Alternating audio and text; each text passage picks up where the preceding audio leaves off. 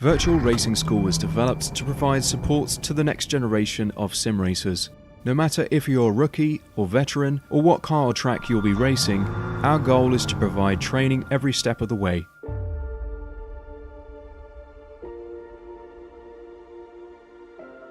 We found that iRacing can be quite difficult without proper training. There needed to be a way to prepare for on-track racing. With VRS, you can literally learn from the best sim racers in the world, including 4-time NASCAR iRacing World Champion Ray Alfalla. And Ray Alfalla is a 4-time champion of the NASCAR Pekin Freeze iRacing Series. 3-time iRacing Grand Prix World Champion Martin Kroenke.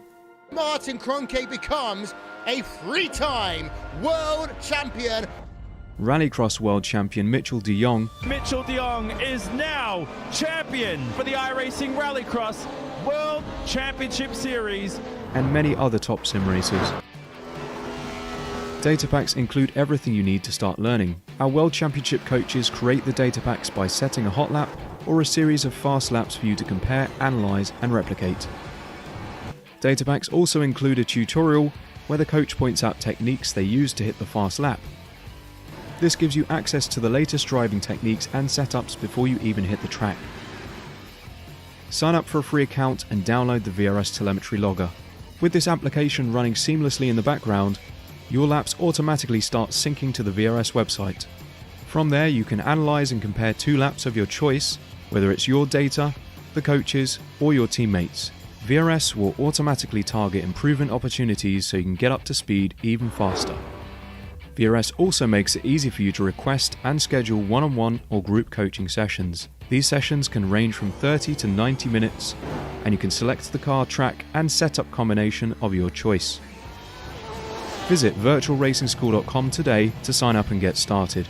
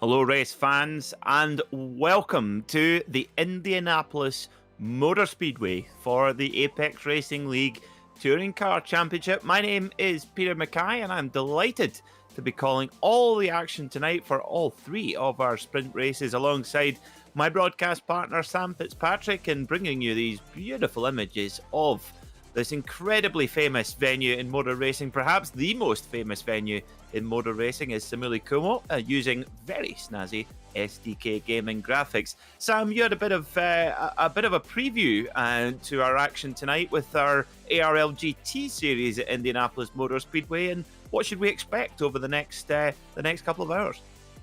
Well, I'm hoping plenty of slipstreaming, hopefully a run to the line as well. First time we visited this series in this championship for many seasons. In fact, since it was named the Apex Racing League Touring Car Championship, we haven't visited this place in the past 3 seasons. So very excited to be here as we are in the second half of this season 3 of this championship. And so could be exciting. I think this should be a good circuit. It's fairly wide on the most part, and like I said, there's a real opportunity to get the run to the checker flag. So we might have a photo finish.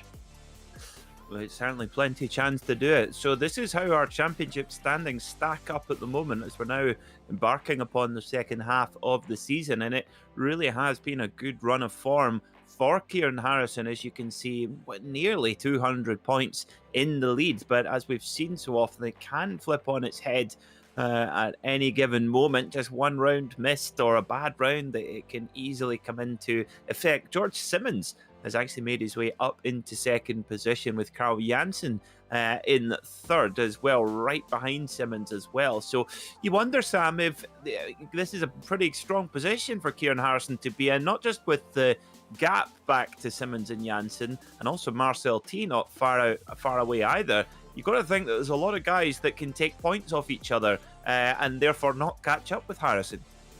Yeah, I think that is a possibility, particularly in the race ones.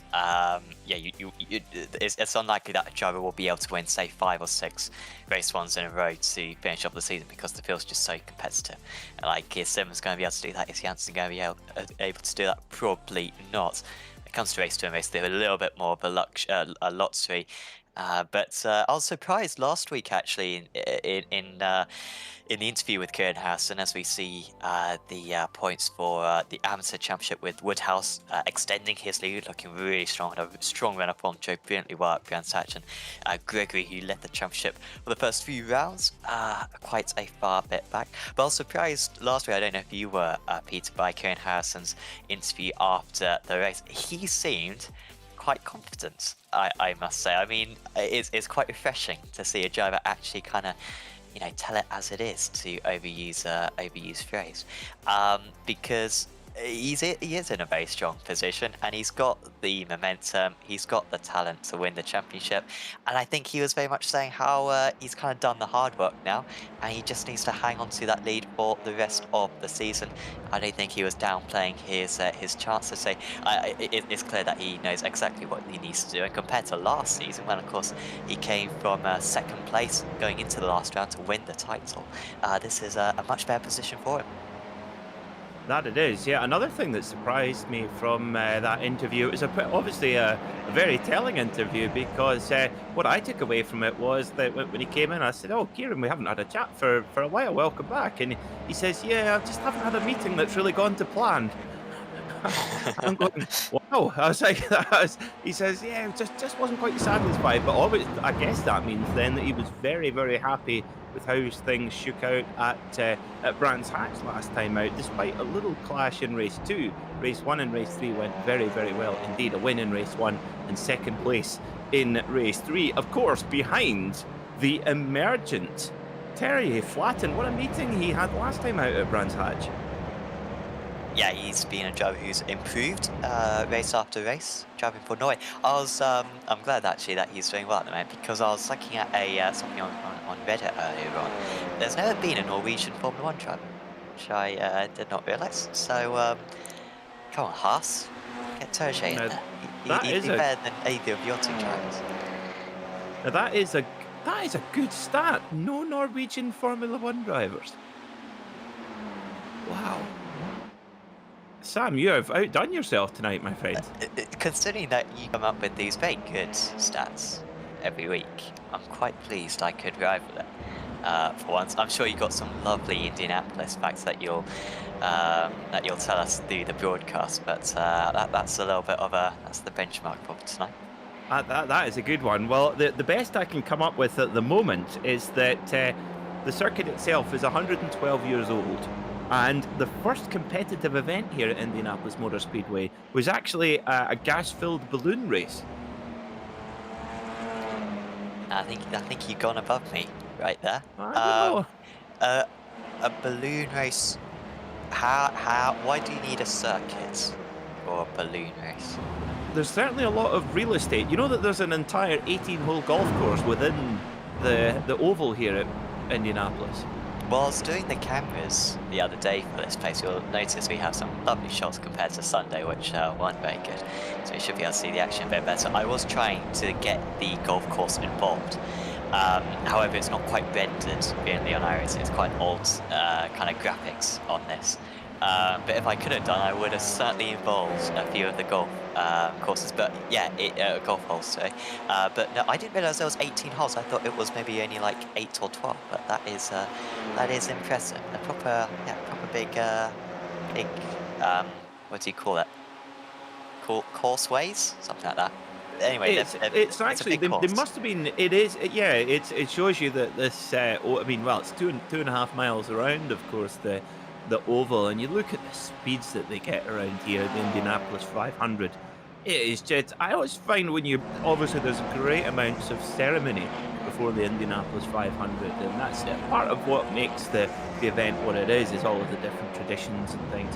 And I always find you look at the trepidation on the drivers' faces, because obviously there is a huge amount at stake in financial terms, but also there's a huge amount of stakes in terms of self-preservation as well. And it kind of reminds me of the closest thing you could get to a fighter pilot going out to an exercise, because what these guys do in the Indianapolis 500, even today, I mean, it's crazy to think that back in 1996, the pole position record and the race speed record still stands. Yeah, and to go the distances that they go with the G-forces that they put as well. I mean, short stints of G-force aren't that bad. I mean, you always hear the headlines where the driver experienced 50 G in a crash. But if you're experiencing that for a second, it's not too bad. When you're doing 200 laps at 4.5 G, then that's gonna take its toll on you. I'd have to say I would not be volunteering for 50G, even if it was for a Militech, and I think that no thank you as well. As you can see, George Simmons is at the top of the standings right now. Terry flattened just a tenth behind Simmons as well, and now you're the stat man, Sam. I think that might be Simmons' first pole of the season, perhaps his second pole of the season. I'm not sure, but it's certainly normally we see George in the top 10 in qualifying, but right up the top, and he's the closest man to Kieran Harrison. Kieran Harrison back in fourth right now, so a bit of an opportunity here for Simmons in race one. I might bring back my qualifying scores sheet where it calculates the average time that each driver is behind the pole sitter. It basically comes up with the best qualifier. And that would be very, very useful in this situation. I think Simmons may have got one or two. Whenever in each of these qualifying sessions, I have the same thought that you just had, where I think this guy hasn't taken a pole position ever, has he? And we have had a lot of different pole sitters. I think we've had 9 meetings so far. That's going to be Simmons qualifying over, because I'm sure we're going to put too much air damage on that. We've had a lot of qualifying sessions so far this season. I think 9 so far. I think we have had 7 or 8 different pole sitters. It has been absolutely mega, but I think Simmons has got at least one so far. Still possibilities for the others. You can see they're all in a train, and the track map in the top right is a real good example of that. All these pro drives, so the pros indicated by the red. These guys can just pound lap after lap within a couple of tenths of one another. But if you can pick up a draft, all of a sudden you're going to gain points in a second. So they're all looking for that magic draft, picking that up, going through when they go onto the oval, and just to get them a bit more time on their hands. But so we haven't seen too many improvements, to be fair. Maybe the early session pace as the track maybe warms up a little bit. At the moment, the benchmark for the drivers, but this is pretty good for Woodhouse at the moment. He's one of the few amateur drivers in amongst this, because he's a good distance back from one of the Apex cars just ahead. It's the 180 machine of Wojciech Savidovic, and if he can just get a little bit closer than that coming out onto the oval, well, then he might be able to get a very nice draft, improve into the 1 minute 33s. I actually think Mark Woodhouse could be in a very, very strong position here in terms of draft. He's actually got a fair few cars in front, and as long as they don't come together and sort of thwart his progress, he's actually going to be in the perfect spot to carry a lot of speed up onto the Super Speedway oval. Savidovic, of course, will have known that. Of course, Savidovic in 9th, Woodhouse in 14th. Is me thinking, if you think I'm giving you a tow, you've got another thing coming, pal. But Sam, will he be picking much from this very monster car up in front, which is Hubetterman, I think? I've got to confess, I don't drive this car at all. So it won't be much. I'm not quite sure. It will be very small. Yeah, the draft ranges really do change a lot on iRacing. I would say it's something that maybe has become a bit weaker over the years. It's actually 3 tenths down. So even with a perfect draft there, I doubt it would have been much of an improvement. As we've just got 10 more seconds to go. Remember, you can't finish the lap that you start. So this is going to be it. Is anyone close to the line? Perry and Bath with a better lap, 29 there. And Perry improves as well to go up to 26th, just ahead of, course, Adam Bath's teammates, Andrew Woodhouse there. So that is, there's the qualifying done for this round of the championship. So let's have a look then to see how they line up for this opening race of 3 here at Indianapolis Motor Speedway Road Course. George Simmons for Apex Racing Team on pole position by just under a second, just under a tenth of a second, I should say, from Terje Flatten, our race 3 winner last time out. Jason Cooper and championship leader Kieran Harrison will start on row 2, with Vasily Zaitsev and Corentin Guinez on the 3rd row. Carl Janssen will start from 7th, followed by Marcel T, Wojciech Suridovic and Jack Cedric rounding out the top 10. Row 6 will be Adam Hadfield and Igor Shurikov, with 13th position Oyster Hereford and our AM-class pole sitter Mark Woodhouse. Martin Aschert will start 15th, with alongside Marcel Fritsch, followed by Mikael Garcia, Jake Robertson, Hub Etterman and Ben Gregory rounding out the top 20. Fraser Smith and Sergei Glazkov start on the 11th row, with Craig Williams and Yaroslav Kibula starting on row 12. Starting 25th will be Toby Ward, followed by Tim Perry, Andrew Woodhouse, Baron Glover, Adam Bath and Jack Tingy rounding out the top 30.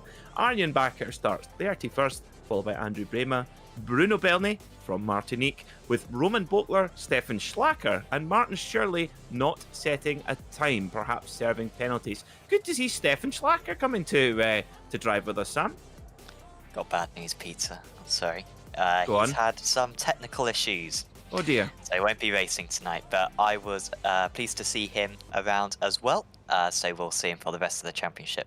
And maybe also in another series. I know he was interested in another series. So, no, but he will be a very welcome addition. Watch out for Stefan in future meetings, but we won't see him tonight.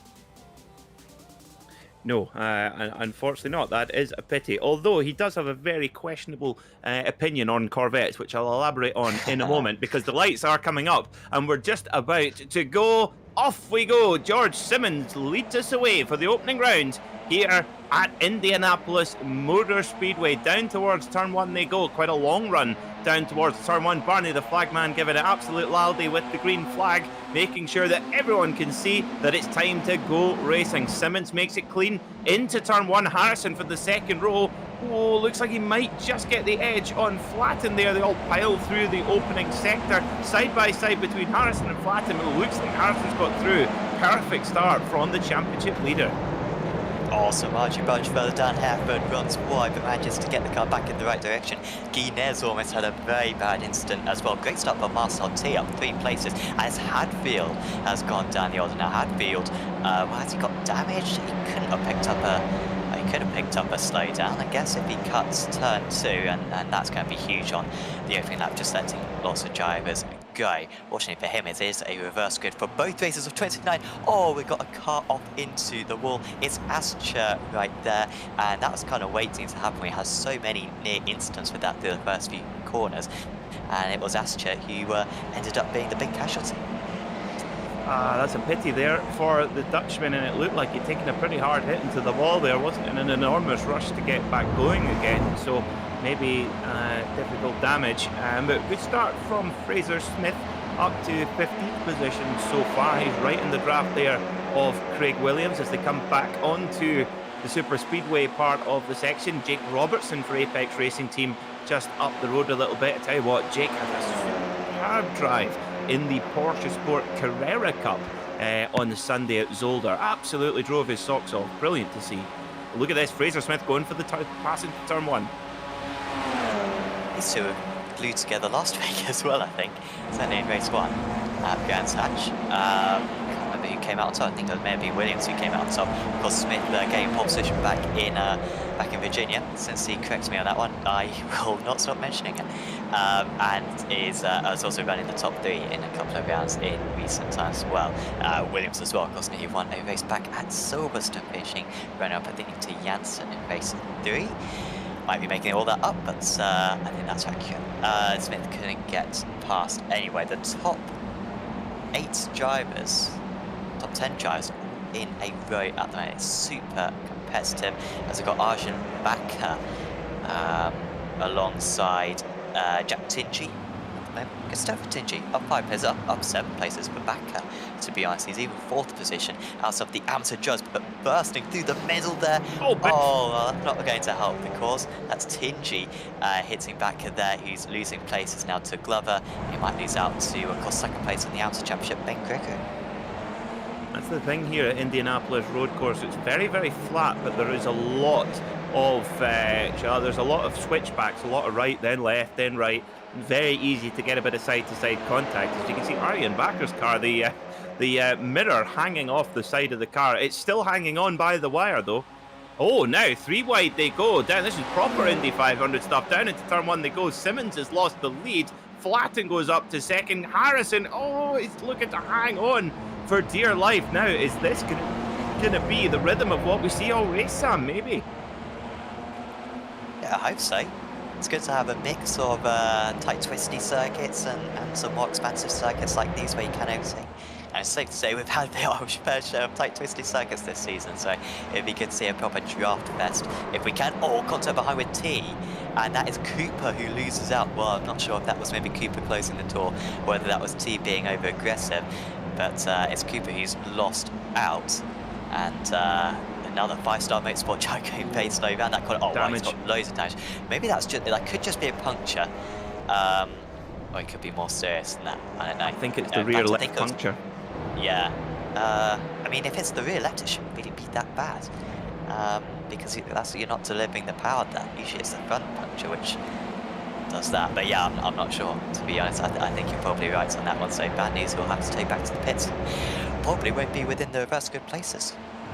Ah, that is a pity. So a deflated Michelin putting paid there to Jason Cooper's charge at the front of the field. But back to the front we go then, and this is a really strong start for Zaitsev as well. He's right on the back of Marcel T as they go down into the braking zone. Well, I'll tell you what, Marcel T has absolutely no excuses for missing his braking point because he's got the fanciest gear. Hoisink belt, they're known for their brake pedals, are they not? Yeah. And accelerator pedals as well. Fun. I believe you get both in the second. When you were mentioning the Michelin tyre just before, I'm surprised you didn't take the opportunity to mention Michelin's questionable records around this circuit. That was a golden opportunity. Oh, it was. Well, let's just say I left it teed up for you, Sam. Let's pretend it did. Thank you. Yeah. I need easy ones like that, to be honest. A little bit of a gap pulling away now for Harrison. Just a slide for Simmons. I mean, Flatson and Simmons, 2 very smart drivers. They'll know not to fight, you would hope. But up to 6/10 now. Simmons just needs a few quick corners here, get nice and comfy in the toe of that car ahead. What's been good to see is that the drivers have been able to make the moves before we get to the start-finish line, which does indicate that we might have a run to line, but obviously Simmons would need to be closer than this, but compared to see it visually for itself, that gap is going to be down to virtually nothing by the time they get on the brakes for turn 1. Well, let's have a look. So coming onto the Super Speedway Bowl, about 3 or 4 car lengths or so. Now, the thing is that is Simmons picking up enough of a draft from Harrison to fend off Flatten?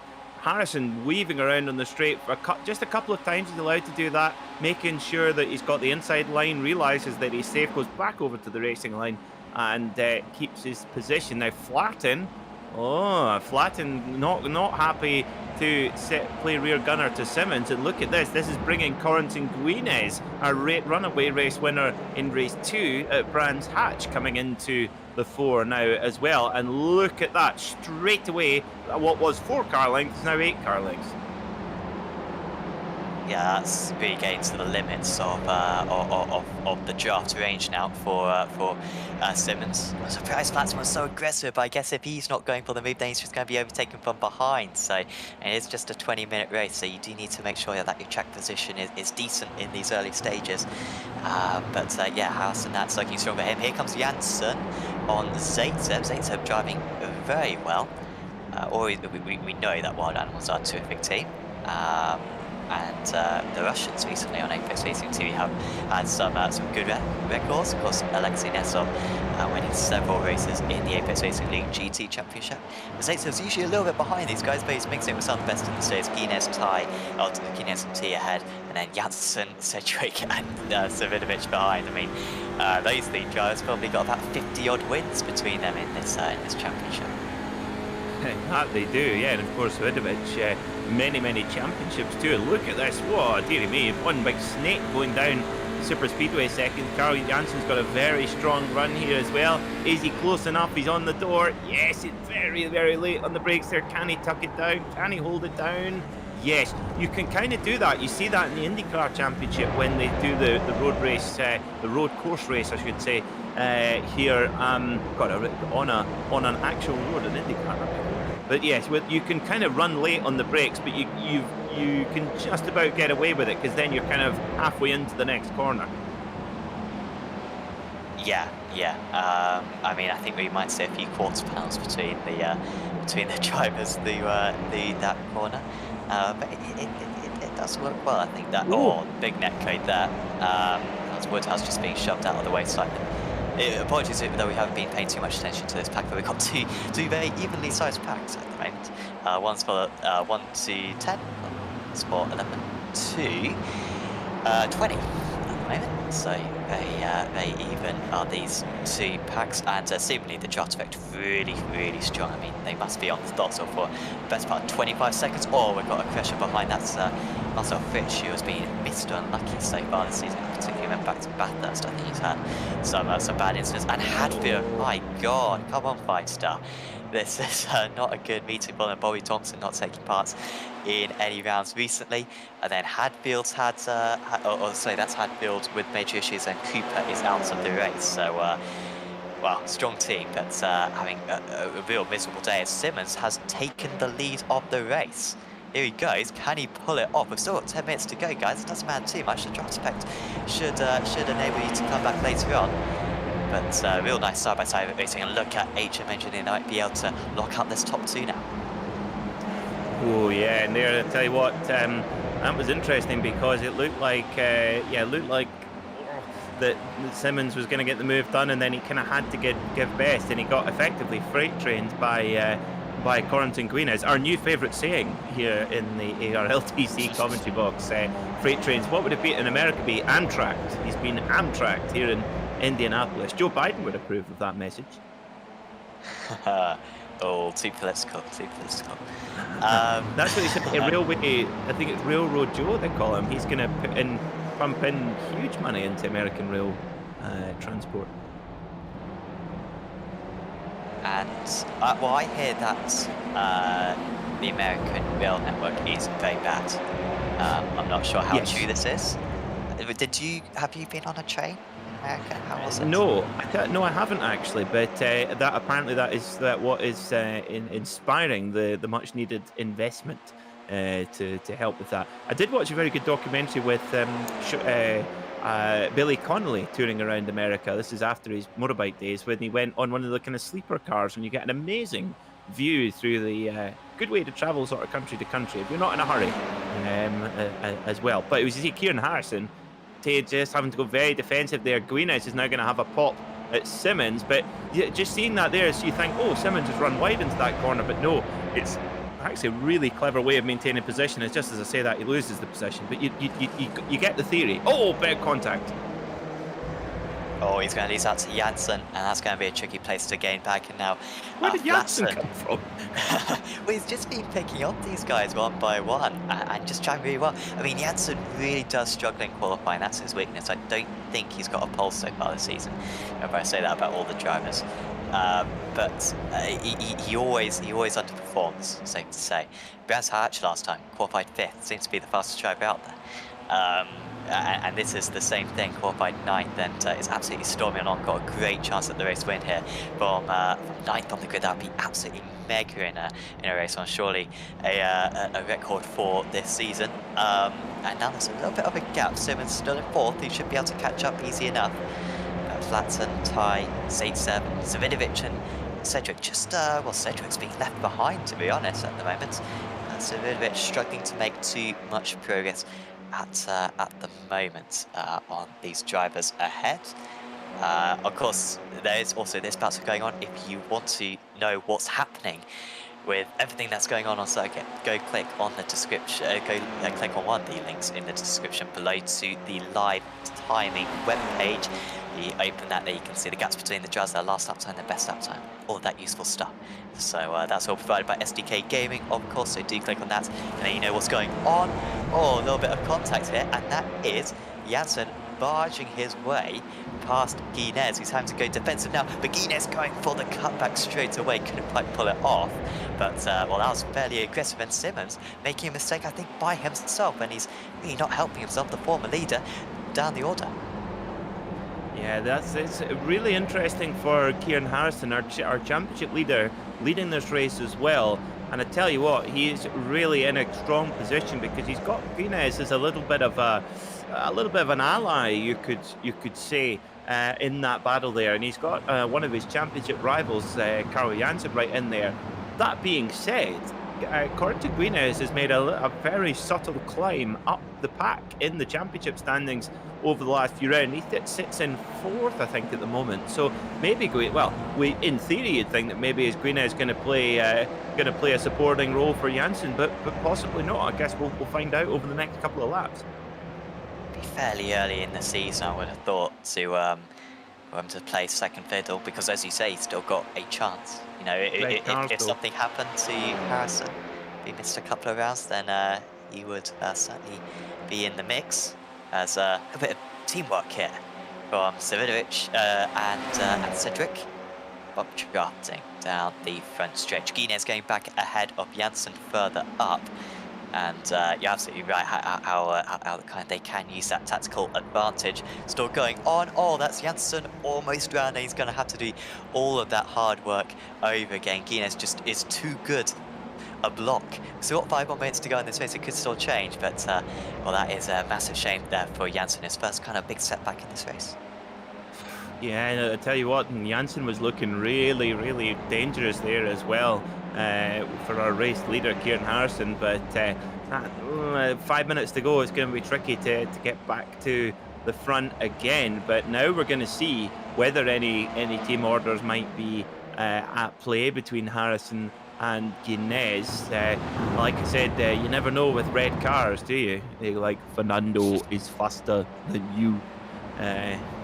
Do you understand this message? Remember that. You missed an absolute. You missed another gem here. I mean, 2002. When was it Indianapolis? Well, when maybe it was kind of team orders when Schumacher slowed in the tightest F1 finish ever, and Schumacher slowed a bit, and Barrichello just passed him, and people were a bit confused afterwards, but it was probably giving Barrichello the win back for Austria earlier that year.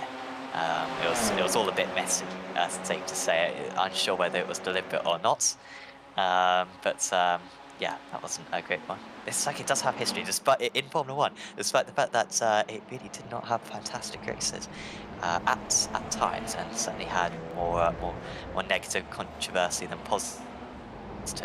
As Harrison's still leading the way. He's got 3 more laps to go. It's at Hereford, as his Hereford's just dropped down. I thought someone had gone to the grass there, but everyone kept it on circuit. There's Hereford trying to go back up the inside of Woodhouse. It's still actually Robertson's dropped to the back down this pack, so it's now Williams at the front, Shirkov, Garcia. Robertson losing a few places recently, and Woodhouse has also struggled a little bit, and Smith as well. Smith, of course, was right on the tail of Williams, but he's kind of been left behind in 15th place. I can't wait till we have an on-track battle between Hereford and Perry. It's like West Country Wars. Cider's better than Perry. Of course, Hereford is... there's probably a different pronunciation, Herefjord, rather than Hereford. We have got a Nordic individual in the broadcast B3. We may need to ask what the correct one is. And that one is Bath. Playing off it's a very good name textbook. Plus Glasgow. Glasgow, who, yeah, it's a bit further down than I thought, actually. Especially seeing that his teammates are doing very well. Cherkov and Zaitsev. Glasgow just a bit further back. Third place in the Amateur Championship here, of course, as Glasgow being overtaken by Bartlett there. However, 29 is the reverse grid, and at the moment that'll be Tingy and Ascher on the front row of the grid, as Flatten has managed to get up into second place. That's an excellent move there for Flatten. If he can pull it off, he really needs Simmons to give him a helping hand here, because Guinness has been defending for all he is worth. Okay, take a normal race like Guinness is all over the place, and that should allow Flatten just to start to pull away and maybe make a pursuit at the leader, as Janssen is storming his way. Well, there wasn't a gap there, but he made a gap, and he might gain 2 places in about 2 corners. Oh, that's massive. Wow. Oh, puncture for George Simmons. What does he... Oh, big crash. Well. Now that will... I think that will need a second look. Particularly in the steward's room. Just have a look at this. Watch Janssen's car. That's a bizarre incident. It just comes... It's almost like he yanks the steering right. Now, I'm not saying there's anything deliberate there, but it seems awfully strange to sort of yank back onto the circuit so abruptly. I wonder if there's... Do you pick up a slowdown there? I wonder if maybe he was trying to get back onto circuit before he crossed like the line, which gives you a slowdown. I'm not quite sure, but it was quite fairly aggressive there. He was, of course, it was getting so brutal between himself and Guinness. He felt the need to, he wanted to get back on circuit quick. So Harrison still leading them by 0.7 of a second. Everyone taking chunks out of each other behind, as helps him. Oh, more chunks are being taken out of these guys. That's Zaitsev taking back the position on Cedric. No hesitation about that one. And the real battle now at the front is going to be behind Flatten, I think, as we've also got this battle for some of the top places in the amateur race. Gregory doing well. He's up into 20th position after starting fairly low down, and Toby Ward as well, trying to get past Marcel Fitch at the moment here, and he's done that. Fitch down 7 places after that spin earlier on. Great drive from Woody as well, up in 21st position. That would put him, put him on the AM class podium? Is there anyone between Mark? Fourth. He's just missing out as at the moment. There's a driver hiding on our timing screen right now. But still a very, there we go, Tim Perry as well. So very close to a podium as things stand. So we've gone past the 20-minute marker, and Kieran Harrison is coming up onto the super speedway now. Now, does he have enough of a margin? It certainly looks like it. 1.2 seconds from Terje Flatten, and it looks like Kieran Harrison is going to continue his very impressive run of form in the race 1, the non-reverse grid race, of course, set by qualifying pace. Kieran Harrison, the championship leader, car number 1, is going to be your winner. But look at the drag race between Flatten and Guinness. Oh, Flatten just gets it from Guinness. Marcel T edging out Janssen for 5th. That's critical points gone begging.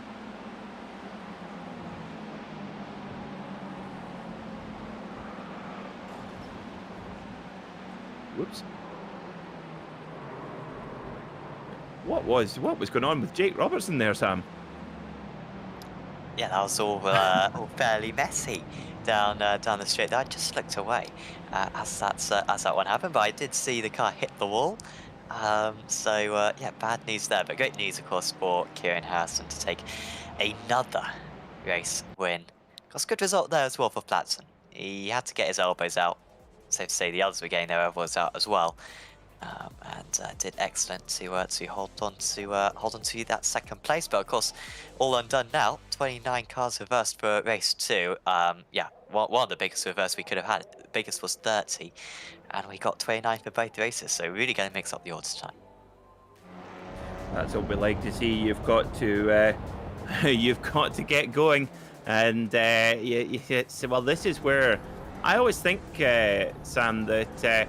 As you see the 163 car now, is this? Yes, this is Simmons, isn't it?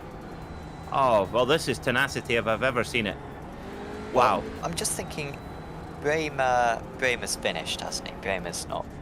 Because this is, so this will get him 29th in reverse grid pole.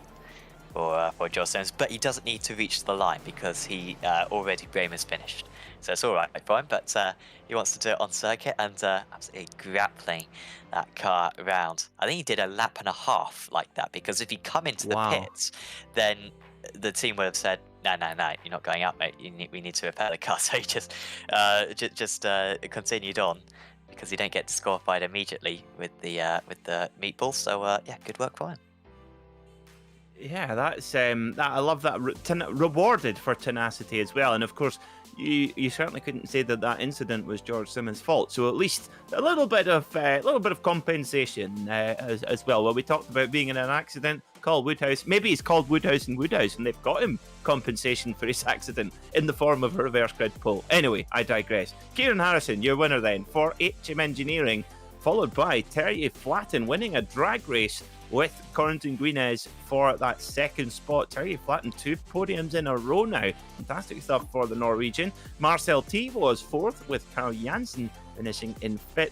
Wojciech Suridovic was 6th, followed by Vasily Zaitsev, Jack Sedgwick, Craig Williams, Igor Shirokov, Jake Robertson, Mikael Garcia, and Mark Woodhouse is your AM class winner in 13th overall.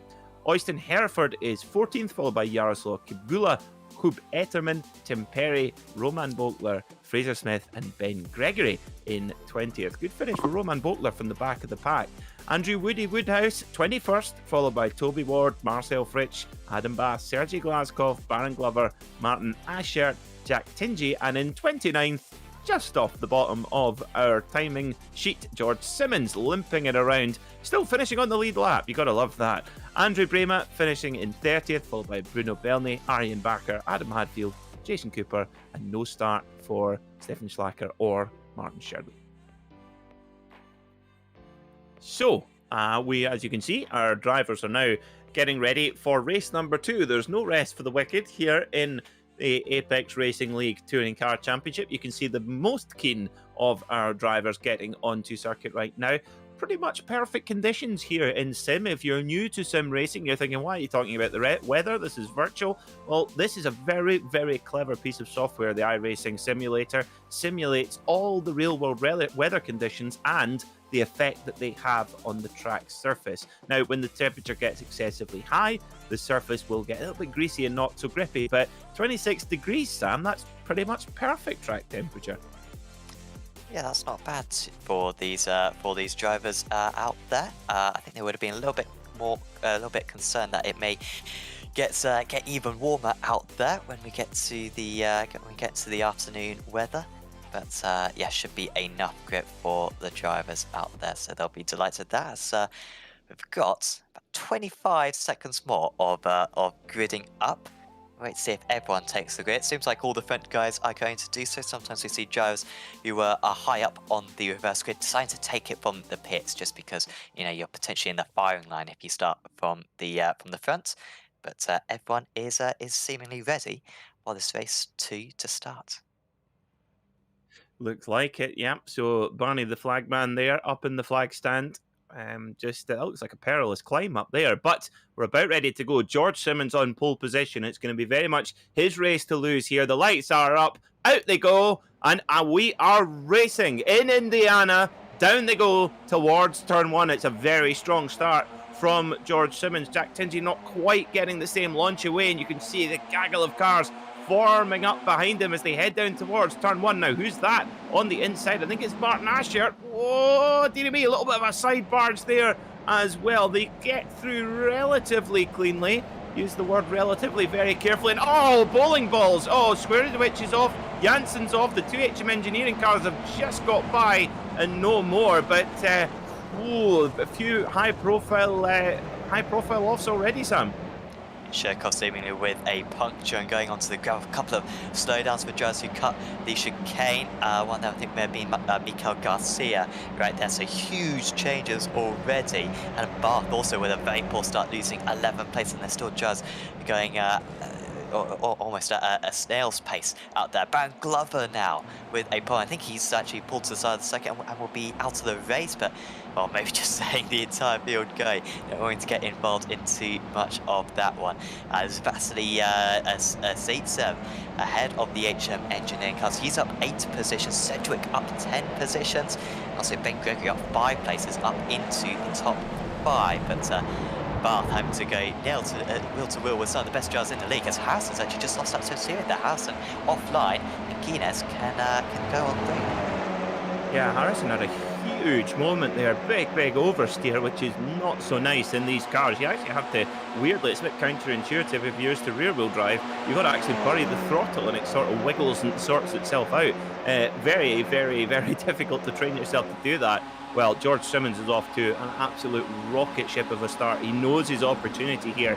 Get that win on the board. And actually, it just shows you how sometimes your luck can be in. Obviously, his luck was definitely not in when he got nerfed by Janssen, but it certainly is in now. Perfect opportunity. And look at that, Roman Boltler's having a slowdown, and that's caught. Oh dear, that's put Jack Tingy off. A little bit of a domino effect.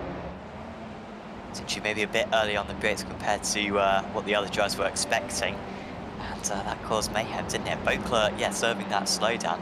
Didn't realise, so I guess they're picking it up on the inside of turn 1, aren't they? And that was what's going on in that one. I didn't really clock that would be such a problem for the drivers, but it clearly is, and you can understand. I take a tight line through 1, but it does open up turn 2.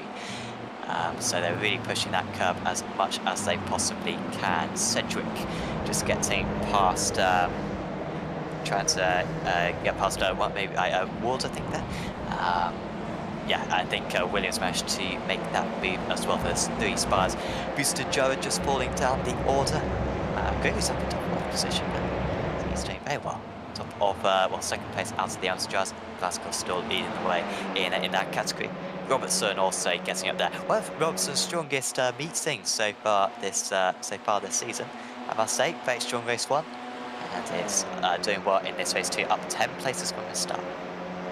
Yeah, you can really see Jake Robertson just getting quicker every single round. Started off pretty steady and now really coming to the fore here in this Apex Racing League Touring Car Championship. The 15-year-old, one of the youngest drivers in the field and super quick, competes in the iRacing World Rallycross Championship as well. Now, Corrington Queen is making his way forward as well, almost clearing a path there. Kieran Harrison, his teammate, coming through, and Roman Bokler had started a little bit further up, but it just dropped back a little bit after serving that slowdown penalty. Now, I have to say, this 156 car of Cebula, like, look at that, that's cool. Oh, and it's with a big dent from Adam Bath. It's not going to look so nice.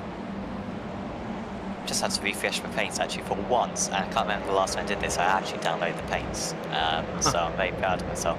But I've just had to reset because it wasn't coming up on mine. So I reserve my judgments until I see it. As we've got 3 wide, a bunch of white cars for myself, so I literally don't know who's about to say. Hereford is on the inside now, because that's who we're focusing on.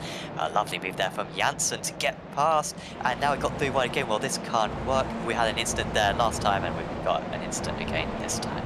Cebula, the driver who loses out. Oh, that serves us right for talking about his paint. Well, they're basically saying, we'll sort that out. It won't be so pretty when we're finished with it. Yep. Can't help but think whenever I see a Polish person out, Polish tennis, a big tennis fan, looking good. They won a tournament recently, so well done to any Polish people watching. Well done to Hertcatch on his win, and I hope that you care. I don't know if Poland care about tennis, to be honest, but they've got some good tennis players. Finally, as Hadfield, oh come on 5-star, it is going bad. Whenever we've seen them, it's always been something negative. Well, at least bomb this. I guess Jason Cooper gains a position, if that's any consolation. And yeah, annoying. I think that was with Bath. Adam Bath is being a very naughty boy this evening. He's just biffing and barging everybody, and now, yeah, maybe not such a good idea to get in a punch up with Carl Janssen though. That's a road to nowhere. Do you know why Janssen's been so slow through the order? I don't recall something happening to him. He had a big moment on lap 1. Actually went off the circuit, and I'm not sure if he fell off or he was pushed, but yeah, it was pretty much right at the back of the pack on lap 1. But this is why, and now that he's got into his rhythm, he is definitely the best driver in the championship for cutting through the pack. Sometimes with very few friends on the way through, but the one thing, if you want to climb up a leaderboard, put him in your car. Yeah. And even if he does finish behind some of his rivals in this race 2, will put himself in a better position for race 3 at least. Only 2 places behind Hassan. Hassan not making a whole lot of progress as well compared to Sun. Well, I guess he's got Guinness only just ahead. There's some competitive drivers up in those top places.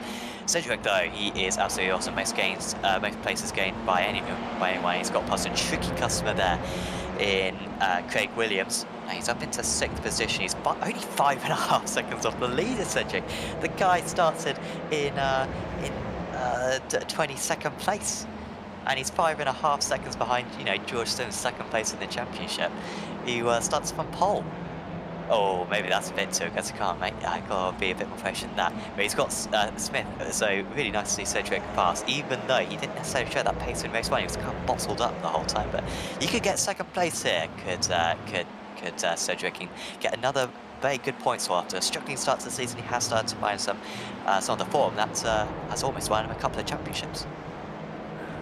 Well, one thing that is quite interesting, and this will definitely play in Jack Cedric's favour and Fraser Smith in front of him for that matter, is that Ashert is really closing in on Simmons. You can see from our SDK Gaming track map on the right hand side of your screen that Ashert is actually pulling in Simmons. He was 0.6 of a second quicker than Simmons last time around, and a lot of that could be to do with the draft on the speedway section, and of course you'll get the same again this time as they come down the super speedway as well. But the one thing between Fraser Smith, Jack Sedgwick and Craig Williams, they need to be careful not to slow each other up. But Cedric is pulling the pin, he's going for it on Smith. He's got Williams right behind him, Woodhouse in the back there as well, Jake Robertson in on the fight too, and Robertson very good on the brakes there. Now is he going to get a quarter panel to quarter panel with Mark Woodhouse? No, gets by. Now Cedric with a bit of clean air, Sam. Let's see if he can deploy that pace. Yeah, we wait to see what his pace is like. It's strange for Simmons to be a bit slow out there, I mean, he was 1.2 seconds clear at the end of lap 1. So I'm surprised he even allowed Ascher to get back into the draft, and the draft isn't huge in this car. Maybe my benchmark. Oh, look at Janssen going around the outside. Will he pull up that one? Oh, this is going to slow them up a lot. Not sure if this is actually worth it for Janssen, especially seeing that they're almost coming to blows. Maybe my benchmark is the Radical SR8, which has like the most drafty car in all the sim. There's not a huge draft in this car, so I'm surprised Ascher managed to get himself back into play. And I doubt this is Simmons not playing any tactical thing, because you'd think he'd want to pull a 3-second gap and then cruise after that, as scampering off into the distance goes Janssen, and Barr really holding up Cooper and Heaven. Perry cannot believe his luck. He's probably gained about 4 seconds on these guys just on this lap alone. Does really show how much time a battle costs you. Perry and Hereford are on track together. Oh, here we go. Yeah, here we go. I tell you what, Adam Barth was really squaring up there to Carl Janssen as well, and actually had a good duel with him there for a few laps. But here we go down into turn 1 again. This is really a hot spot for action. It's exactly the same when the IndyCar guys race on the road course. This is always the best opportunity to make a move, and Barth, big side check there with Cooper. And I tell you what, you've really got to be brave through that opening switchback, because if you're just that little bit timid, you will get swamped, or freight trained, as I should say, to use the correct nomenclature. It's a classic thing of, if you're not attacking, you're defending, which is often infuriating as that's a puncture. But Barth, you cannot turn, so, or it might be steering damage. Hopefully it's a puncture, but he's going very strongly if that's a puncture. So our broadcaster Sam Coon just confirmed that is going to be a suspension problem, and that will be the end of the race. No fast repairs in this series. if you've got some suspension, then that is going to take a while to repair. So yeah, huge shame to see Sebula, and I agree that livery does look good. So I approve of your judgment. Of course, he's been driving for that team since the Year of the 8 Supercar Series, which he used to broadcast on Apex Racing TV. And yes, always had very good liveries as the pole. You're like, I'm San Fitzpatrick, and I approve this paint scheme. If we want to be American, since we're in the land of the free and the home of the brave, Indianapolis Motor Speedway, they always have an amazing rendition of the national anthem with all the Air Force flying over and everything. It's all very simple. But, as you can see, Kieran Harrison with very much a HM Engineering triumvirate here as well, led by Corrington Green. Kieran Harrison in the middle here, battling away with Vasily Zaitsev for the Wild Animals team, and we know that those guys, they are not called the Wild Animals for nothing. They do like a bit of RG and a bit of Bargy while you're at it as well. Now in our leading pair, side check as well. Now that's I think that's a puncture for Harrison. Is it? Ooh. Tell you what, he's got very, very lucky there. It might actually be Zaitsev that's got the puncture. I really thought that was a front left puncture for Harrison, but he's got away with it. Just those little 50-50s, Sam, that's when you know a championship's going in your favour, when you get away with those. Yeah, it's again, fantastic news from iRacing. They do a brilliant job. They've changed the dash model, and I have heard I've seen that the reception's been excellent from literally another update came out like this week. In 2 weeks, the dash model in this car has been improved drastically. So maybe 2 weeks ago, maybe that would have been a puncture for those two drivers, and now that the wheels are just a bit firmer and a few other adjustments, much better in this car. Cedric is up into 4th. Now, what was that last lap time for Cedric? It was a 35.0, so he was slower than Simmons on that last lap, but the lap before he was half a second faster than Simmons, and he's 4.9 seconds behind. Aschut's playing this one very smart. He's just running behind, so he's not losing too much time. But if Aschut did try to pull the trigger now, then Cedric could catch up. I don't think Cedric will be able to catch up though, unless those top two fight, but well, what a drive from Cedric. It's fantastic to see him back at the top. Remember back in Winter Series, he was Winter Series he got taken out, I think, with a couple of laps to go or maybe with 5 laps to go in the season finale. Otherwise he would have won it. In season 1 he would have won the championship with a round to spare, but that's when we had the showdown, and so he was the best driver for those 2 seasons pretty much, but just missed out by the slimmest of margins. And of course last season as well, I think he finished in the top 5 once again. So it's good to see him, the fastest driver, out on circuit once again. You can see the leaders ahead, but he's first got to do with Ben Gregorius. We see these 2 leaders, and Simmons trying to break the draft. He's not, whilst Aschut hasn't passed him so far, he's not comfortable giving him the draft. Let's see if Aschut goes for the move here. Let's see. Aschut's definitely got a run, and I think he's going to take it. Here we go, side by side, down into turn 1. It's going to be who's bravest on the brakes, and Cedric will just about see this through his windscreen and be thinking, yes, guys, that's what you need to do. 5 minutes to go. If this carries on in this way, this will allow Jack Cedric to come into the fray as well. So, but Martin Aschert has had some really, really strong pace, and Simmons goes really, really wide there as well. And you wonder, Sam, I mean, is tyre wear anything we need to worry about? Because that really looked like it was pushing at the front quite a lot. I have to say that there's a lot of long corners at the start of this lap, and I guess you're going to be putting you're going to be generating a lot of tyre pressure as well through the oval at the end of the circuit. So perhaps that is the case. Some weird behaviour from Simmons actually down the front stretch. I wonder if he was maybe gesturing to Aschert, maybe I'm struggling a bit, I'm just going to wait behind you, because he also seemed very slow down the straights as well. So I wonder if he's thinking about this tactically, thinking Cedric might catch us if I'm leading, so I'll wait behind the Dutch driver, let him drag us away from the Brits in 3rd position. So maybe that's the thinking. Maybe I got that all wrong and he was just trying to fight him, but we'll see if that one plays out. 3.8 seconds the gap between 2nd and 3rd. Barely anything right now between Quentin Guinness and Mark Woodhouse. Guinness going to be able to get ahead here. Yeah, that one looks strong for him. Simmons retakes the lead again. I think there might be side by side actually through the first few corners. Here comes Simmons. Oh, I can kind of feel Simmons' pain here because I don't think he really wants to fight. But I think he just feels like he's passed an Ascher maybe after spending a lap behind him and wants to pull away. But it's not helping this fight thing right now. They've lost another half second that last lap to Jack Sedgwick behind. Yeah, as we said, this is not what either Ascher or Simmons need, and they're kind of like, no, you first, no, after you, and well, this is going to be really close towards the end, and I'm sure Jack Sedgwick knows the opportunity. I mean, it is a tall order, but it would have been a tall order at the start of the race to get up to third place, and he's already there. So we'll see. But if it does come down to a head-to-head between Simmons and Ascher, they're so evenly matched on pace, and it might be more about who's kind of tactically the best here. It's not necessarily who's quickest over a lap, it's who can play the tactics, who can play that strategy the best. Yeah, that could be the that's going to be the deciding factor. I mean, let's see. So Ascher 4 tenths behind. Yeah, we need to be closer than that going on to the last lap.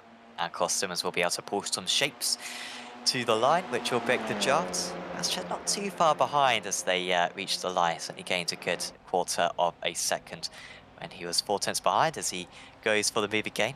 It's just so strong that actually Gregory and Williams are being able to keep up with Sedgwick. As actually that was definitely a tactical there, lift off there by Simmons, and they are far enough ahead as Gregory's put a move on Sedgwick here around the outside. Will he be able to pull it off?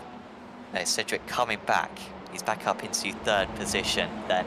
So Ascher, Simmons, and then Sedgwick actually losing time on that lap. So these two, I think, are fairly safe ahead with a lap and a half to go. I think they're both playing it super smart because the draft is so strong that you can just blast past the car in front, and then of course if the car that is being drafted past just goes, okay, you go by, I'll get you back the next time. We'll see. And as you can see, George Simmons actually deliberately stepping out of the draft is to not get too close to Martin Ascher so he gets the best possible run when they come out of the infield section. Very intriguing battle here as well at Indianapolis. It will be white flag next time by when they get to the flag stand, and that would mean that if things are as they were, Simmons would draft by into turn 1, but could he hold it to the line, Sam, as we come on to the final lap? This is going to be a really intriguing final lap indeed. It is. I don't think there's anything Ascher can do here. Simmons just going to have overwhelming speed. Oh, he's tried to go to the inside. Did he have to get out of the throttle? That may have just hurt his momentum there. But Simmons still looks very strong to go around the outside into turn 1. Ascher keeping part of his car alongside. How desperate is he to have this track position, or can he come back later on, he thinks? Simmons with the better line through 2, and he does pull ahead. By no means is this battle over. Ascher's just got to make sure that he's within probably quarter of a second coming out of turn 10, and he should be in for a good chance. Already that gap just opening up to 3 tenths. Whoa, a bit of a spin there, well, half spin there for Vasily Zaitsev, just getting a little bit of a nudge, and through they go. Now, this is George Simmons is really going to have to push as hard as he possibly can here through the final pass, through the infield section, and you can see him there on the small back straight, trying to break any draft he can with Martin Ascher. He knows that his only option now is just to get the best possible run out of here. Knows that his defence is what he has to do now. He just has to try and get the very best exit possible to try and thwart the run of Martin Ascher as well. But it's so wide down onto the super speedway section that it's very difficult to cover off the line. But here we go then, up onto the speedway section we go. The checkered flag is out. It's about a 0.3 of a second separating them right now, but here comes Ascher. Ascher has got the run, but it looks like it's just going to be George Simmons. It is from pole position. George Simmons win. Martin Ascher chasing him all the way to the flag. Sedgwick in third, an amazing performance. And Craig Williams, fourth overall, very impressive. And Ben Gregory, your AM class winner. Oh, it's going to be a dead heat here. Hereford and Sebula. Oh, that was close. 1/100th of a second in Hereford's favour there. So passing him on the very last lap for 20th position. First amateur win for Gregory, I think, for a little while. I might be totally off the mark there. He hasn't had too many in recent rounds.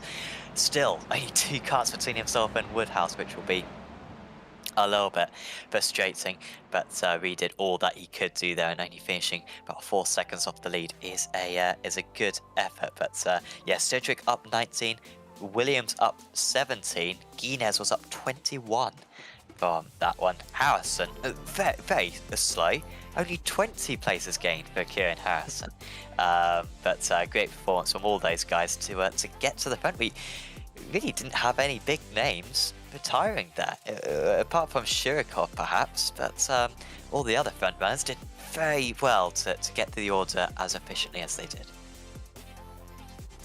That they did. Well, let's have a look then at the results to see how they finished here in race number 2 here at Indianapolis Motor Speedway. George Simmons winning by 0.2 of a second from Martin Asher. A brilliant race between those two. Jack Sedgwick, as we said, a superb charge up the field to third, rounding out the podium, with Craig Williams in fourth and Ben Gregory taking AM class honours. Corentin Guinness was 6th, followed by Jake Robertson, Mark Woodhouse, Kieran Harrison and Roman Bokler. Sergei Glaskov was 11th, with Fraser Smith in 12th, Marcel Fritsch 13th, Vasily Zaitsev 14th, and Carl Janssen rounding out the top 15. Jason Cooper was 16th, followed by Terje Flatten, Rubetterman, Tim Perry, Oysten Hereford, Jaroslav Kebula, Adam Hadfield, Mikael Garcia, Andrew Woodhouse, Wojciech Savidovic, Arjen Bakker, Andrew Bremer, and Marcel Tai in 28th place. And our last few runners, Toby Ward in 29th, followed by Baron Glover, Adam Bath, Igor Shirikov, Jack Tingy, Bruno Benley, and Stefan Schlacker and Martin Shirley not taking the start. We're going to take a very, very short break here on Apex Racing TV. We'll be right back in just a moment for race 3. Don't go anywhere.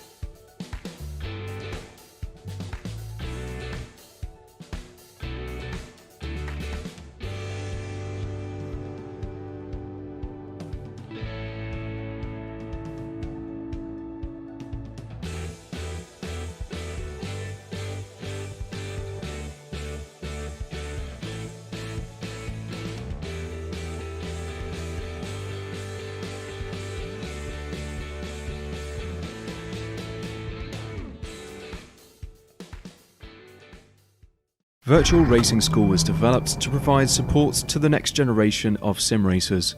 No matter if you're a rookie or veteran or what car or track you'll be racing, our goal is to provide training every step of the way.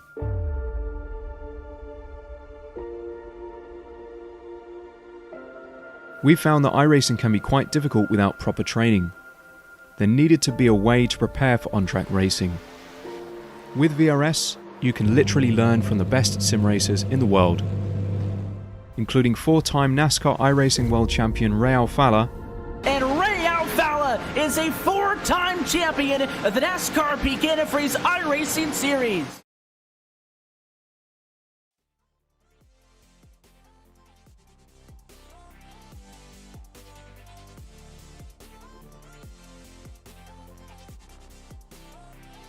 Welcome back to Apex Racing TV at the Indianapolis Motor Speedway, where we are preparing for the third and final race of this meeting of the Apex Racing League Touring Car Championship. We've had two different winners so far, Kieran Harrison in race 1 and second place in the championship, George Simmons in race 2.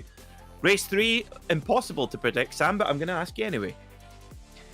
Well, thanks for that. I don't even have the grid up at the moment. Oh, now I got the grid up. Alright, this is alright. Oh, well, T's starting high up, isn't he? Well, I'll go for Marcel T. There you go. A very good pick indeed. Oh, between Bakker and Svidovic. Bakker? No, Svidovic. Yeah, Svidovic. He's due a win, I think. Yeah, hasn't won a one in a little bit. Sonome was very quick, wasn't he? Hmm. Janssen starting up in 15th. He could be dangerous. Cooper trying to get something back. A 5-star motorsport if he can. And then Harrison in 21st going to be making sure that he can beat George Simmons. Of course, race winner from race 2. Started down in 29th position. Well, he's got it all to do, as George Simmons, but got a lot of pace underneath that Apex Racing Team car. As always, with the long reverse grid, if you're far back in the pack, it's more just about survival and picking your way through. Now, we do not have Andrew Brema taking the grid. He is not taking the grid, so we have a spot there, and we are green for the final time here at Indianapolis Motor Speedway. Off they go. It's a good start there from Toby Ward, but Marcel T off in hot pursuit as well. Svidovic up to third already with Mikael Garcia alongside on the outside line. We've got a big spin for Fraser Smith, and he's picked 2 of the HM Engineering cars. That's Bokler and Greenes, and once again Harrison making it through clean. But what's happened to Fraser Smith there? Yeah, well, that could have been so much worse if he'd reversed onto into the rest of the cars, but fortunately just a couple of drives involved. T is up into the lead. That didn't take too long. Ward got a fantastic launch, but T wasting no time. As look at Svidovic, he wants to take this race win, and he doesn't want to let any time get between himself and Marcel T. Oh, we've had an instant, and it is Harrison this time finally, albeit, oh, that's a lot of damage. That might be game over for him. Glasgow and Bakker. Oh, Bakker started way up the order, didn't he? So how on earth have Bakker and Harrison been involved in the same instance? They started about 15 places between one another. Well, this is just a mess in itself. Goodness me, Fraser Smith's lost a wheel.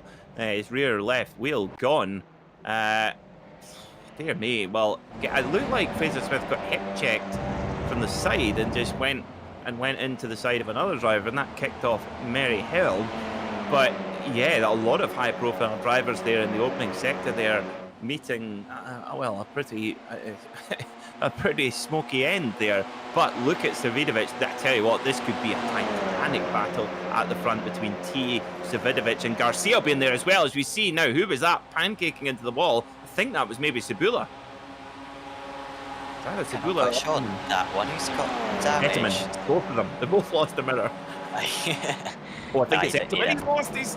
Oh. I think Etterman might have a puncture. Either that or he's got low profile tyres. That one of the two. Oh, that was over ambitious, I think, there from Cebula. Oh, and he's just about kept it in the right direction. Shame for Perry, who was second place, of course, in the amateur race in race 1. Oh, there's more contacts ahead. That was Woodhouse and Etterman, maybe? Yeah, well, think Edmund's come off the worst. Oh, he's all over the place. Is that going to be another puncture, or is that suspension? Might be a suspension damage. He does look very slow.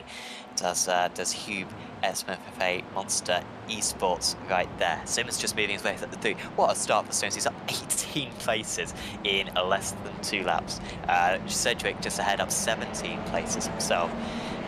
Gregory up 10. Gregory's had a couple of excellent starts, but up many places in all 3 races. And Adam Barth as well, up 11 places, up into 20th position. So lots of changes. That grid pretty much could be thrown out the window. Yeah, absolutely, isn't it? It's all on the move here. I mean, you took the words out of my mouth there, Simon. What a start from George Simmons. I echo that sentiment for sure. And look at this, bump drafting their way down the super speedway, thinking they're in the Indy 500, down towards turn 1 of the road course as well. Tell you what, this has been great to watch. Andrew Woody Woodhouse, Mr. Race 3. Oh, he's bang, bang, and bang again. And Cedric moves on by. Now, has Woodhouse got a slowdown penalty there, not just a slow exit out of turn 1? But at the moment, if Woody plays his cards right here, he's second in the AM class now. Could it be another bit of the discount sparkling wine bubbly? Maybe. He seems to get these. Oh, that was Robertson. And using that kind of rallycross experience there. With that was straight out of rallycross, that move right there. He's too young for the bubbly. Yeah. We could get him some slur. Oh no! Oh my! That was, yeah, that was a bit over-aggressive. It was 3 wide, but come on, guys. There's lots of track. It's a wide circuit. This. Didn't need to use the same bit. I was about to say as well, Woodhouse usually has very good race 3s, and so he goes home happy. The mirror says otherwise. Right there, I know that's not a happy mirror. No. It was maybe a good job that you didn't say that until you did. That would have been a pure commentator's course. Well, it would have made a good social media post, wouldn't it? As well. But anyway, back at the front, Wojciech Savidovic leads from Mikel Garcia, who's really getting involved here as well. Mikel was running in the Frozen Speed full send Audi TCR effort in the Spa 12 hours the Saturday, and Savidovic, what a hold from Wojciech Savidovic. Well, we know that Polish racers are very, very good on the dirt. Of course, the world capital of speedway racing, and obviously that's where he learned those skills. Sam, there's a new one for you. You really need to give that a rest pizza. I can go. You've jumped on board the train. You've jumped on board the train. Yeah.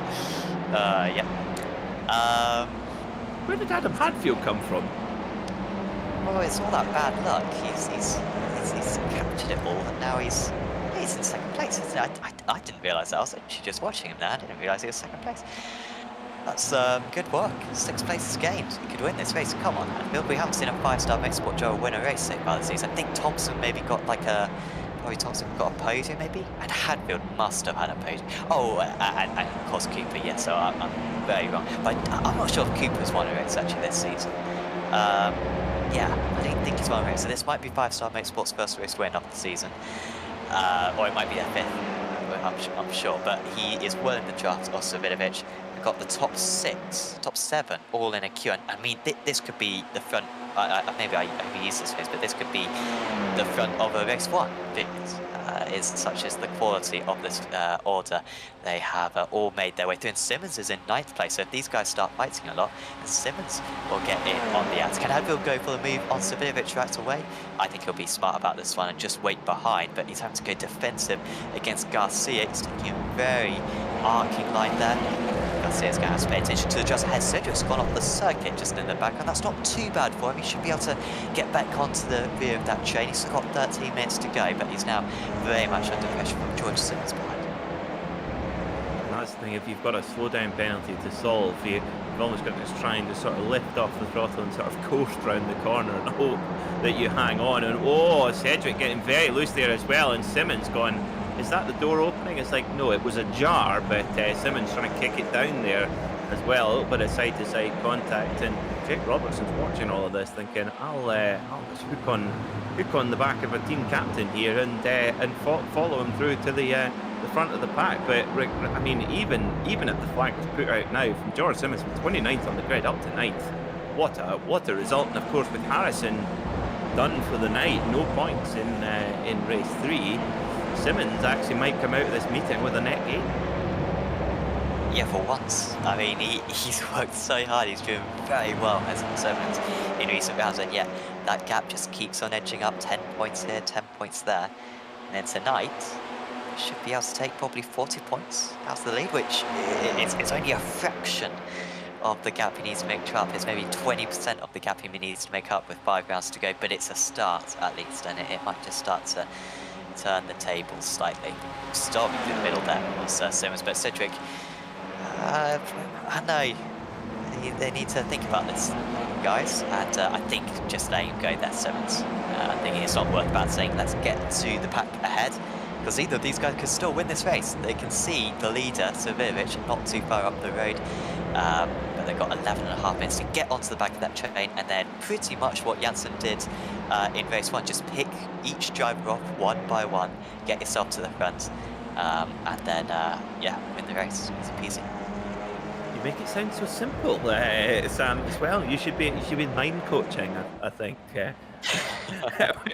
You're just like, just do this, just da-da-da-da-da, and off you go. Wojciech Savirovic doing a great job here, because he has a lot of drivers, as you can see, kind of clogged up behind him, and that means that he's got a number of different drivers who could, of course, draft by him, and he could get completely swarmed by turn 1, but somehow he's getting a fantastic exit out of the final corner onto the speedway pole. And actually, look at that, he just pulls a little bit of time on Hadfield on the exit of the corner, and that's just given him a vital just metre or two to keep his defence down into turn 1. I think he's going to be done on this time, though. I think doing a half tenths behind, since Hadfield doesn't have any damage, should be all right. Or is he going to bump draft him? He's bump drafting. You can just see the wiggle there from Savirovic, suddenly realising, dear me, that was risky, and just accelerates their pace a bit. And that was good work. That's what we want to do, but bump drafting is risky. It's all right in this car. I was racing in the Radical last week at Monza, and someone tries to bump draft me. Anyone who's seen the Radical, it's a plough. The fence is a plough. You can't bump draft with a plough. You're just going to drive under the other car, and I crashed very hard. So it wouldn't work in that, but in these cars, nice kind of flat front. You can just give it a nice kiss up the on the rear, and can accelerate down the straight. Do you think that's what people that drive the road version of this car, the Audi A3 Saloon, if they just think that on the M6 motorway, you go, I'm just bump drafting, I'm bump drafting you, or I'm trying to bump draft you, Mr. Transit fan. Who in turn is bump drafting someone else in front. You see, I'm still near enough to my driving test as I think that was someone trying to get past Cedric there. I'm still close enough to my driving test that you've got to leave the 2 seconds between drivers when you're on a dual carriageway, and then it's 6 car lengths when you're on a city street, so I've still got that ingrained in my head. Very good practice indeed, yes, absolutely. And multiply by 2 in the wet, and multiply by 10 in the snow. Yeah, literally, if you see the car ahead of yourself in snow, it's not going to end well. Yeah, I once got caught in heavy snow in a Lotus. Honestly, I'd have been quicker getting out and pushing, honestly.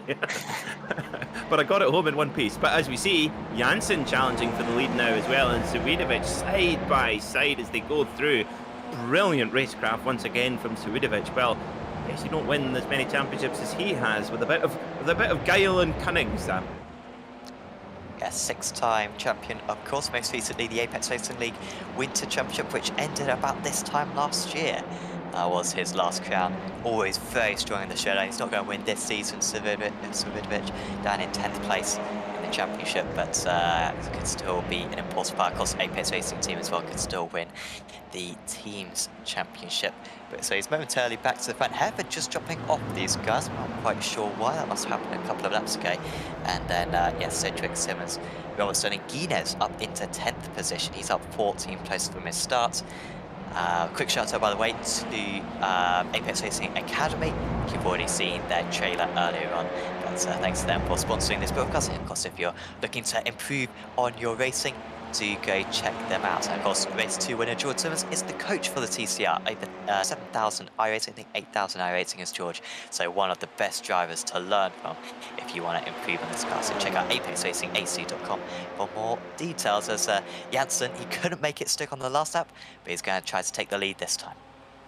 Oh, and I tell you what, I think Janssen may be going to miss out here because Hadfield's bump drafting, watching Swidovic back into the lead. Fantastic stuff, and Hadfield's gone, oh, I better break a bit early before I shunt poor Wojciech Swidovic off. But Swidovic again, I tell you what, he's so canny there. And oh, Janssen's going to slow down. Janssen's going to slow down, and he's really fallen foul to that turn 1 slowdown penalty. And he has been now full permission to use the freight train analogy here, because he's gone from potentially 1st to 6th in the blink of an eye. Yeah, that's an unusual incident. I think that may have been turn 2, actually. I'm not sure which one he cut more. They kind of blend into each other, don't they? Yeah. But he's still got time. 6 minutes to go. Although Hadfield, I don't know how much Swidovic is paying Hadfield here, but he is just pushing him along, up in the lead, and well, it's a good teamwork. I love to see it. T back up into 3rd position. We haven't spoken about him too much. Of course, down 1 place when we start. 1 place my pick for the race win. Looking a bit better, and Garcia very much under the radar as well in 4th. So well, it's a really nice race. The great rating from these drivers, as it might just be. Unfortunately, there's a couple of brilliant battles. Amateur leader Ben Gregory under huge pressure from Flatton and Etterman and AGL at half the field. But we are going to stick with this race lead battle because it could all change in an instant. And Hadfield once again giving Swidovic a tie. Surprised Swidovic is even defending there, to be honest, Peter, because he knows that Hadfield's just going to give him a bump. Kind of adding a few meters unnecessarily. Oh, Janssen's really in the walls here. He's just got past Hereford, but he's has some context on course. Huge hit for Sedgwick there. I didn't actually quite catch which car it was, but a huge big hop there for Sedgwick's 110 car, and he's going quite slow. I hope he hasn't got a puncture now. Kind of oversensitive now. You see a driver just slightly slow around one corner, and you think, was it a puncture? Yeah, you remind me of Brundle and Crofty in the country when like a driver's on an out lap in qualifying. Oh, engine problem? Oh no! We've all been there. All I will say is, anyone who criticises that, come and have a go. It's because you soon start saying very silly things. You think to yourself, going, "Oh, that was a bit daft saying that." But anyway, you can always just say someone else to move on. It's an easy job. In reality, it's a very easy job. Well, if you and I can manage, Sam, I mean, come on. So we're doing much better up here than we would be down there, and that does show us, show you, the viewers, the quality of our driving. If we're saying that, as Cedric just up the inside of it's let Robertson past. So Robertson, once again, I mean, he's quick to know. Oh no, contact, and that's going to be game over. Can they? Oh, yeah. Well, they've managed to keep it in a front straight line at least, but that was unnecessary once again, just as we saw with Woodhouse and that other driver earlier on. And that's the end of the day for Jack Cedric. It could have been a good point score for him. Now, if that looked a little bit strange, that it is. I mean, that is a little bit when the cars are side by side. They can almost slightly. It almost simulates them kind of tangling together. It gives that kind of effect. But the drivers know that better than anyone, don't they, Sam? You have to get, especially on the straight, you have to give that extra meter than what you think, because if you run too close, you are just playing fast and loose with the limitations of the technology. I mean, it's an incredible piece of technology, but that's one thing that you really are just taking an unnecessary risk with, and both drivers there are paying the price quite heavily. Yeah, play the percentages. That's going to happen a few times to you through the season if you're leaving that little gap. So, yeah, when we got 48 races, worth playing the percentages on that one. This is kind of the back end of that big pack that I was talking about. The pack's kind of split into two now. The front group is a little bit smaller. But Ascher, who started at the front for race 2, I think, or maybe second place in race 2. I'm guessing. Yes. Anyway, he started low down for this race. He finished. Did he finish? Got to finish second place in race 2. Oh yeah, he did very well. Apologies there. As Perry storming around the outside, got a nice drop from the cars ahead, but 3 wide into turn 1 is very risky. Almost always going to be shoved out wide. But he did well then just to back out a bit. Epic racing from these drivers. The Wild Animals car battling down the inside, and we've also got Edsman off the circuit. Ascher has to go off the track as well. Oh dear, oh dear. That's pretty awkward place to go off there as well, just sort of around turn 2 and 3. Maybe just got a bit of a hip check from another driver, but oh dear me, there's been a lot of contact tonight, but I suppose that is touring car racing. Now, just to touch on the AM class before we head on to the final lap, again, Ben Gregory looking in good place right now, in the top 10 overall and leading the AM class, but second in the AM class, Mark Woodhouse. He is really, this last few meetings from Mark Woodhouse, it's just been exceptional.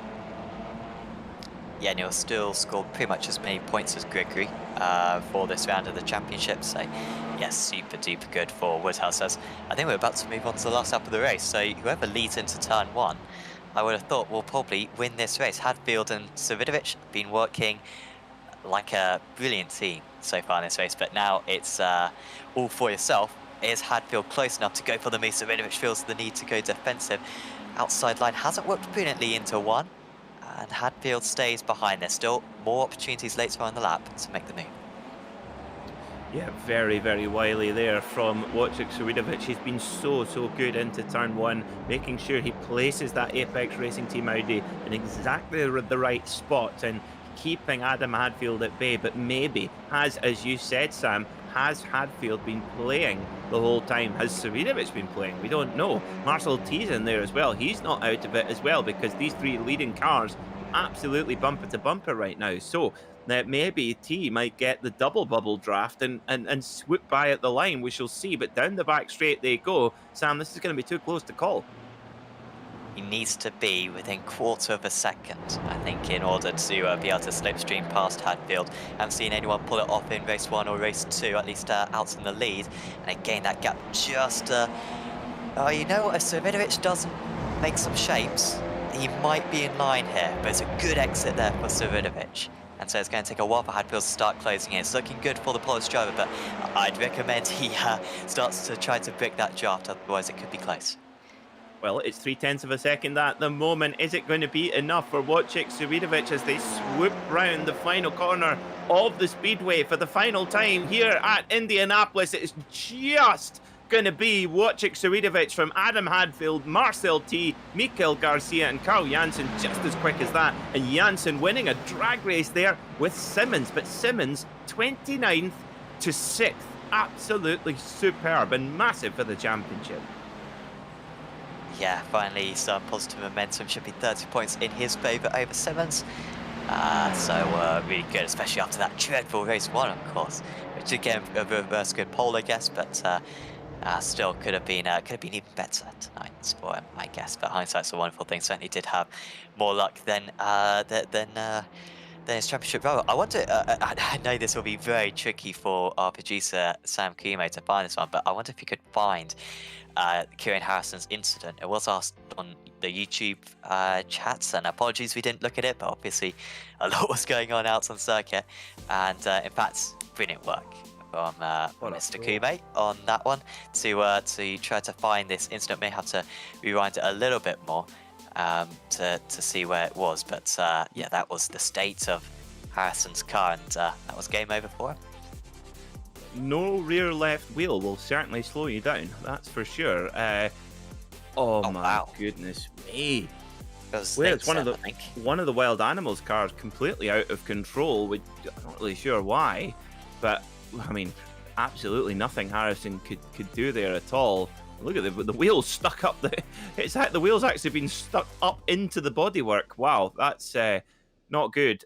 I think it's something like that is going to happen over the course of such a long season, Sam. Harrison will be annoyed, but it's the sort of thing that you've kind of got to accept that will happen in nearly 50 races in a season. It will happen. But let's have a look at our results then. Wojciech Sawidovic winning by a tenth of a second, and in my view, Wojciech Sawidovic, a proper vintage performance from the Polish driver. Adam Hadfield was second, a good drive from him, with Marcel T in third. Mikael Garcia, very strong drive to fourth, with Carl Janssen fifth, and George Simmons, 23 places gained. Brilliant drive from the race 2 winner. Oystein Herford continued his run of form in seventh, with Corrington Green as eighth, Terje Flatten ninth, and Ben Gregory, your AM class winner. Jake Robertson was 11th, so recovering from that little tangle with Jack Sedgwick. Jason Cooper was 12th, with Mark Woodhouse, the AM Class Championship leader, getting another strong place for the AM Class Championship run.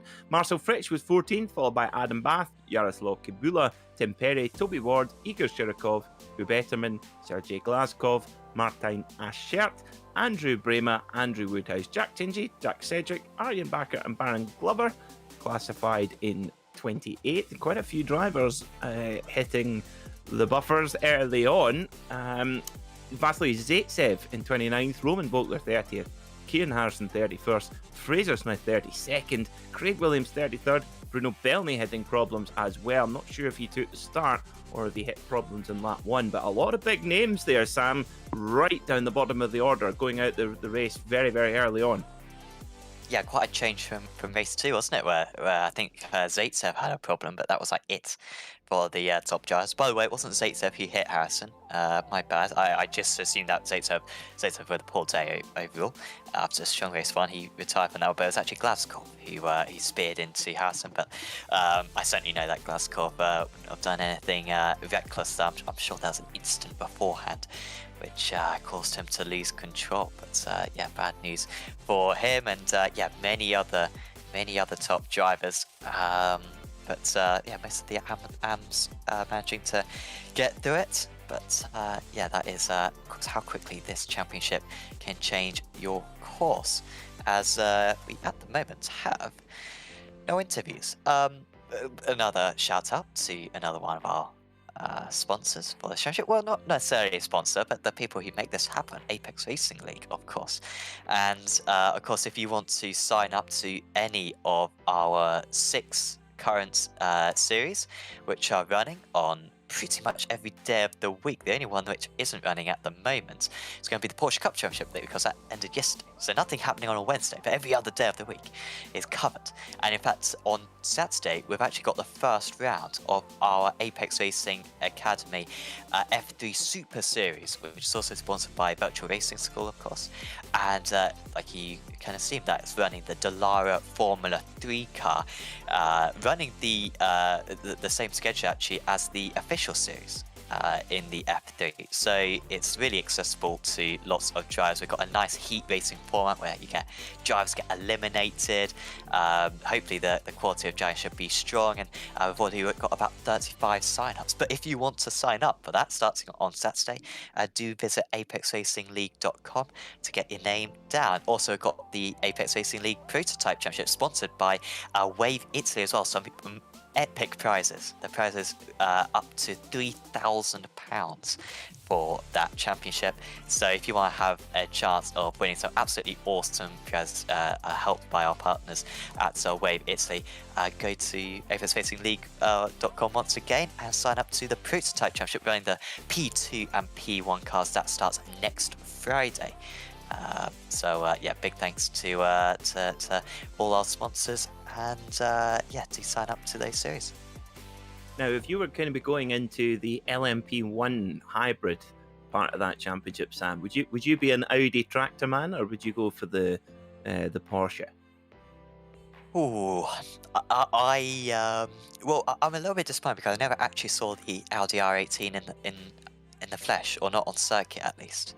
And it's absolutely iconic, obviously, the lack of sound. So I'd probably run the Audi because also it looks a bit weird. I'd say the Porsche, maybe we just got used to the sights of it. So I'd go for the Audi personally.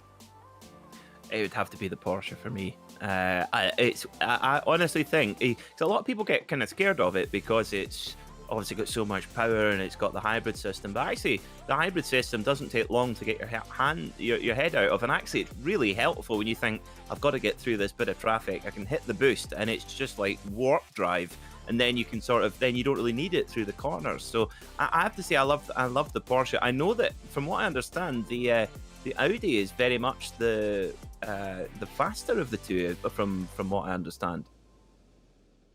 I'm not sure on that in one. iRacing. I think in seasons gone by, it's usually been the Porsche, but I think it may have changed that. And also, I don't actually know what I'm talking about, too, because I haven't driven either since they first came out about 3 years ago. So I am not quite sure what the balance is. But with the way that they have deployed the energy differently to those two different cars, so some circuits one car will be faster than the other circuit, the other car will be faster.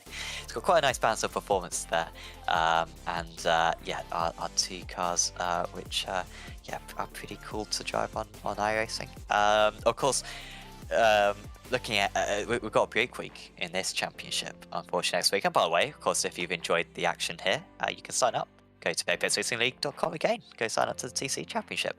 But after that week's break, we've actually got the Nordschleife. That'll be the first time, once again, Peter, we visited that circuit in the Apex Racing League Touring Car Championship. We'll have to make up some different rules for that one. 2-lap races, I think, because obviously that circuit is so long. But it will be quite a challenge for the drivers. Hopefully they'll roughly know the circuit because of the 24 that happens a couple of days later. But that's almost a totally different race. It's a bit like Macau, I feel, where it's almost so different to everything else that we visit that almost deserves its own special place, but will contribute to the championship. Well, it will be quite a challenge, and one thing that is quite cool, of course, the World Touring Car Championship. I don't know if they do anymore, but they certainly used to go, in very recent memory, used to go to the Nordschleife for a round, and Sabina Schmitz did some guest drives and actually came in the top 10. Which in a grid as competitive as the World Touring Car Championship shows you how special a lady she was, particularly at the Nürburgring. Well, I wonder, Sam, if nobody's going to come and chat to us tonight. I'm quickly working away if I can get the points. I'm using our very nice software provided by Extreme Scoring. I'm not sure if you can buy it. Go Google Extreme Scoring. You might be able to get it. If you're running a league, absolutely go to software. I'm sure we'll talk about them more in future weeks. But highest scorer tonight. Who do you think was the highest scorer tonight? This will be fun. Oh, that's a good one. Simmons? No, he was fourth. So which was second. Ooh, that's a good bit of trivia. Is Harrison? No, well, no. This is great commentary, by the way. Oh, so yeah. You got misery. Go on.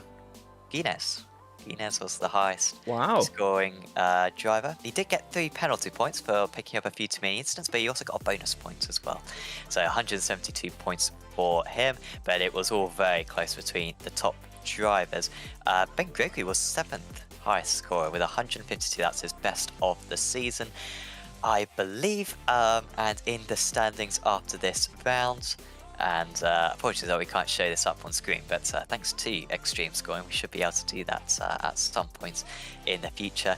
In the scoring, Harrison now has a 157 point lead ahead of Simmons, Janssen, Ty and Guinness. Zurovic up into 6th place in the championship. He's gone from 11th to 6th. That was how good tonight's round was for him. Well, that's very nice to see. Who knows? It might be the start of a charge. Could it be number 7? Who knows? Well, it looks like we're going to get a few more protagonists at the top of the championship, perhaps chasing Kieran Harrison down. We shall see. Well, do join us in 2 weeks' time, which will be the 22nd of April, where myself, Peter Mackay, and Sam Fitzpatrick will be back to take you through all the action at the Nürburgring Nordschleife here on Apex Racing TV. We'll see you there, and good night.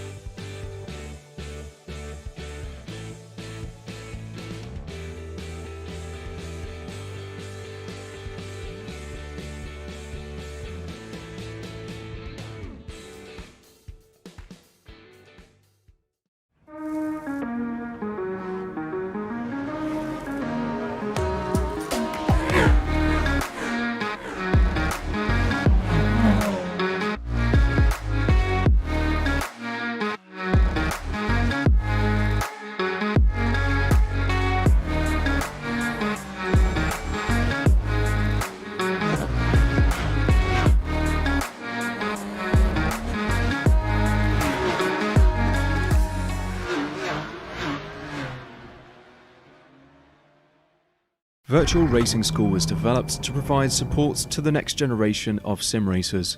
No matter if you're a rookie or veteran or what car or track you'll be racing, our goal is to provide training every step of the way.